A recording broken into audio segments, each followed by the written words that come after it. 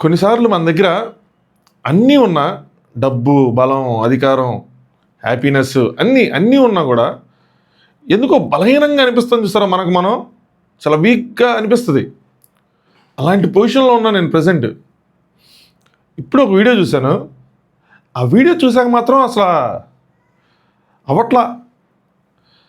నిన్న ప్రత్యూష్ గారి కోసం ఒక వీడియో చేసాం. దాని కింద అన్న మదనపల్లి ఘటన ఒకసారి చూడన్నా, దాని మీద మాట్లాడన్నా అని చెప్పి అలా. అప్పటికే నేను కొన్ని రీల్స్ చూసా. సంథింగ్ ఏదో అయింది, పేరెంట్స్ ఏదో ధర్నా చేస్తున్నారు, సంథింగ్ ఏదో అయిందని ఎందుకంటున్నా అంటే అయిపోయామబ్బా, మనం కొంచెం రాయిలా అయిపోయాం. రోజుకి ఏదో ఒకటి జరుగుతూనే ఉంటుంది, ఏదో ఒకటి వస్తూనే ఉంటుంది, ఏదో ఒకటి జరిగింది. ఇంకా మైండ్ కూడా ఎలా ట్రైన్ అయిపోయిందంటే ఏదో జరిగింది నెక్స్ట్ అన్నట్టు వెళ్ళిపోయింది. సరే ఏం జరిగిందని చెప్పి చూస్తే 7 ఏళ్ల బాలిక, అన్నమయ్య జిల్లా మదనపల్లి 7 ఏళ్ల బాలిక స్కూల్ నుంచి వచ్చి ఇంటి దగ్గర ఆడుకుంటుంటే కులదీప్ అనే ఒక దొంగనో కొడుకు, నేను సారీ కూడా చెప్పను ఈరోజు ఏదైనా తప్పుగా మాట్లాడితే, వాడు గురుగులు ఏదో కొనిపిస్తానని చెప్పి పాపను తీసుకెళ్ళిపోయాడు. పాప కనిపించలేదు పేరెంట్స్కి. సోమవారం ఇదంతా అరౌండ్ 4:30 పోలీసులకి రిపోర్ట్ చేస్తే పాప మిస్ అయిందని చెప్పి తర్వాత రోజు సీసీటీవీ ఫుటేజ్ ఇవన్నీ పరిశీలిస్తే ఇలా పొరిగింట్లో ఉంది అని గుర్తించారు. ఇలా కులదీప్ అనేవాడు తీసుకెళ్ళిపోయాడు. ఆ సీసీటీవీ ఫుటేజ్లో ఉన్నాయి అవన్నీ. తట్టుకోలేరు ఆ వీడియోలన్నీ ప్లే చేస్తే మీరు. అయితే పేరెంట్స్కి మ్యాటర్ అర్థమైపోయింది. పేరెంట్స్, ఆ ఊరోళ్ళు అందరూ కలిసి ధర్నాకి చేశారు. మొత్తం ఆల్మోస్ట్ 10 గంటల ఎండలో ఇలా జరిగిందని వాళ్ళకి అర్థమయ్యి, వాడిని మీరు ఎన్కౌంటర్ చేయాలి, లేదంటే మాకు అప్పచెప్పండి, అది ఇదని చెప్పి వాళ్ళు చేస్తూ ఉన్నారు. సో ఇంకా పోస్ట్ మార్టమ్స్ ఇవన్నీ ఏం జరగల. అంటే అసలు ఎలా చేయట్లా పోస్ట్ మార్టంకి కానీ, అసలు ఆ ఇల్లు ఓపెన్ చేయడానికి కానీ ఎలా చేయట్లా. ఇది నేను ఆ రీల్లో చూసింది. సో తర్వాత పోలీసులు వచ్చారు, మాట్లాడారు, అధికారులు మాట్లాడారు, అందరూ మాట్లాడారు. ఈ లోపల ఆ పాప అమ్మ ఎవరైతే ఉన్నారో పాపం నేనే తీసుకెళ్ళకపోతుంటే ఆవిడ ఎలా తీసుకుంటుంది. ఆవిడకి నీరసం వచ్చి కళ్ళు తిరిగి పడిపోతే ఆవిడని గవర్నమెంట్ హాస్పిటల్కి తీసుకెళ్ళి జాయిన్ చేశారు. మొత్తానికి తెరిచి పోస్ట్ మార్టం చేశారు. చేసిన తర్వాత తెలిసింది ఏంట్రా అంటే అత్యాచారం జరిగింది. దాని తర్వాత 7 ఏళ్ల బాలికరా అత్యాచారం చేసి ఒక నీటి డ్రమ్ములో ముంచి ఆ బాలికని చంపేశాడు సైకోనాయల్ గాడు. ఉదయం ఆ వీడియో చూసామా నేను. ఆ డ్రమ్ము వీళ్ళు తెలుస్తున్నారు, కనీసం వాళ్ళు ఎవడో బ్లడ్ కూడా చేయలేదు. నా దరిద్రం.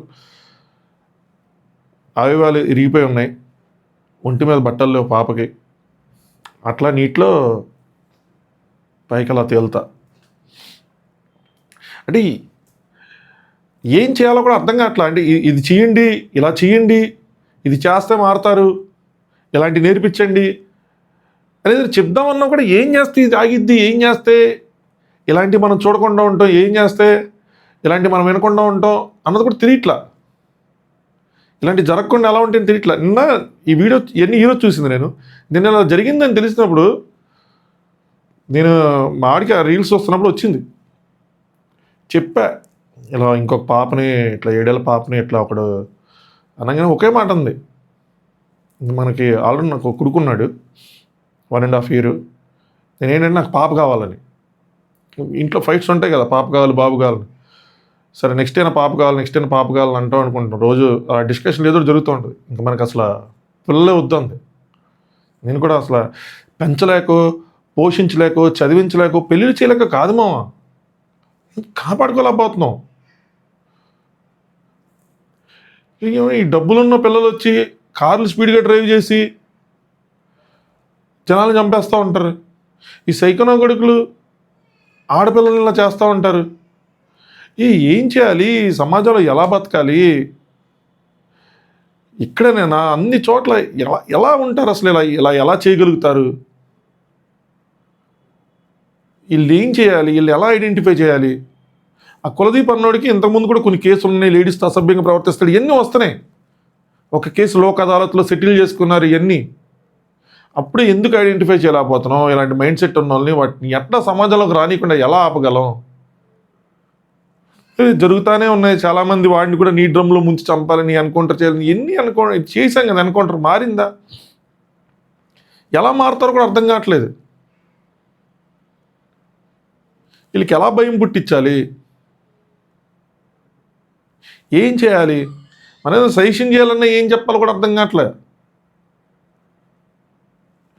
ఇంకింతేనా? ఇలాగే మనం భయంగా అంటే మనం ప్రభుత్వాలు ఉన్నాయి, పోలీసులు ఉన్నారు, న్యాయ వ్యవస్థలు ఉన్నాయి, చట్టం ఉంది. వీటన్నిటికన్నా కూడా మనం ఎందుకో దేవుడి మీద భారంతో బతుకుతున్నామేమో అనిపిస్తుంది. బయటికి వెళ్ళి మళ్ళీ సేఫ్గా ఇంటికి వస్తే దేవుడి దైవాలు బయటికి వెళ్ళి ఇంటికి వస్తున్నాం అన్నట్టుంది. నా తోటి ప్రజలు సివిక్ సెన్స్ ఫాలో అవటం వల్ల, ట్రాఫిక్ రూల్స్ ఫాలో అవటం వల్ల, లేదంటే గవర్నమెంట్ ఉండటం వల్ల, చట్టం ఉండటం వల్ల, న్యాయం ఉండటం వల్ల, పోలీసులు ఉండటం వల్ల మనం సేఫ్గా ఉన్నామన్న భావన రావట్లేదు నాకు. It's not about politics. మళ్ళీ మీరు కొంతమంది తీసుకొచ్చి ఈ టీడీపీ అని, వైఎస్ఆర్సీపీ అని వద్దుమా. ఎవడున్నా మన పరిస్థితుల్లో ఏ ప్రభుత్వం అంటే ఏం జరుగుతుంది? బలైపోవాల్సిన బలైపోతున్నాం కదా. ఎలా మారాలి? ప్రభుత్వాన్ని బ్లేమ్ చేయాలా? పోలీసులను బ్లేమ్ చేయాలా? మనల్ని మనం బ్లేమ్ చేసుకోవాలా? ఏం చేస్తే ఇది మారుతుంది? ఫస్ట్ ఆఫ్ ఆల్ ఒక వీడియో చేస్తున్నప్పుడు ఏం చెప్పాలి, ఏం మాట్లాడాలన్నది కూడా లేదు. ఏదో ఉంది బయటికి చెప్పాలి, తీసుకోలేకపోతున్నాం. ఒక హాఫ్ అన్ అవర్ నుంచి చూసిన దగ్గర నుంచి ఏదో ఒక సజెషన్ ఇస్తామండి. ఇలా చేస్తే బాగుంటుంది, ఇది మారాలి, మనం ఇలా చేయాలి. ఏం చేయాలి, ఏం చెప్పాలి? ఈరోజు మాట్లాడతాం, రేపటికి దేవుడు మనకి ఇచ్చిన గొప్ప వరం మర్చిపోతాం. ఇంకొక టాపిక్, ఆఫీస్ వర్క్, ఇంట్లో పనులు, నెక్స్ట్ ఇంకో దానికి వెళ్ళిపోతాం. 2 రోజులు ఆగాక మళ్ళీ ఇంకొకటి, 2 రోజులు ఆగాక మళ్ళీ ఇంకొకటి, 2 రోజులు ఆగాక మళ్ళీ ఇంకొకటి. ఇంతేనా? ఇట్లాగే బతకడమేనా మనం? పిల్లల్ని స్కూల్కి పంపించి మళ్ళీ స్కూల్ నుంచి తిరిగి వచ్చేదాకా భయంగా ఎదురు చూడటమేనా? ఆడపిల్లలని కన్నోళ్ళు ఇలా కాపాడుకుంటూ ఉండటమేనా? మన లైఫ్ ప్యాటర్న్ ఇంతేనా? ఎలా హార్ట్ఫుల్గా ఎలా బతకగలం? నా కొడుకులు ఏం చేయాలో కూడా అర్థం కావట్లేదు నాకు. ఎంతమంది ఉన్నారు, ఎంతమందిని ఎన్కౌంటర్ చేస్తాం? చేయాలి మామ, ఖచ్చితంగా ఏదో ఒకటి చేయాలి. ఫస్ట్ ఆఫ్ ఆల్ ఈయన మాత్రం ఏదో ఒకటి చేయాలి. ఈయన ఏదో ఒకటి చేస్తే కనీసం ఇట్లా వారంకి ఒకటి చేస్తూ ఉండాలి. నన్ను అడిగితే ఎప్పుడో ఒకసారి కాదు, వారంకి ఒకడిని చేస్తూ ఉంటే కనీసం ఆగుతాయేమో. అట్లీస్ట్ ట్రై చేయటమే, ట్రైల్ అండ్ ఎర్రర్. ఏం పోయింది? ఇలాంటి వాళ్ళ సమాజానికి ఎలాగో ఉపయోగం లేదు. నా బాధ ఏంటి తెలుసా? ఈయన ఇప్పుడు అరెస్ట్ చేస్తారు, తీసుకెళ్తారు. ఇది ఎన్ని సంవత్సరాలు నడిచిద్దో. ప్రత్యూష గారు వాళ్ళ మదర్ ఫైట్ చేస్తేనే అది 24 సంవత్సరాలు నడిచింది ఆ కేసు. వీళ్ళు ఫైట్ చేయగలరా? పేదోళ్ళు, మధ్యతరగతి వాళ్ళు ఎవరైనా అంత దూరం ఒక కేసును ఫైట్ చేయాలంటే ఎంత కష్టమో తెలుసా? ఎన్నిసార్లు తిరగాలి, లాయర్లను పెట్టుకొని వాళ్ళకి పోషించి దాని గురించి మాట్లాడిన ప్రతిసారి ఆ స్ట్రెస్ తీసుకోవాలా? ఇది ఈజీ కాదు. కానీ మన న్యాయ వ్యవస్థకి ఇప్పుడు జిల్లా కోర్టు, హైకోర్టు, సుప్రీంకోర్టు, మళ్ళీ ఈయన కొడుకుకి సపోర్ట్గా వాదించడానికి ఒక లాయరు, మళ్ళీ ఇది కనుక డబ్బులు పెట్టుకోలేక లాయర్ పెట్టుకోలేకపోతే గవర్నమెంట్ ఒక లాయర్ని పెట్టిద్ది, ఫుడ్ పెడతారు, ఏ బయలో గీలో తీసుకుని వస్తాడు.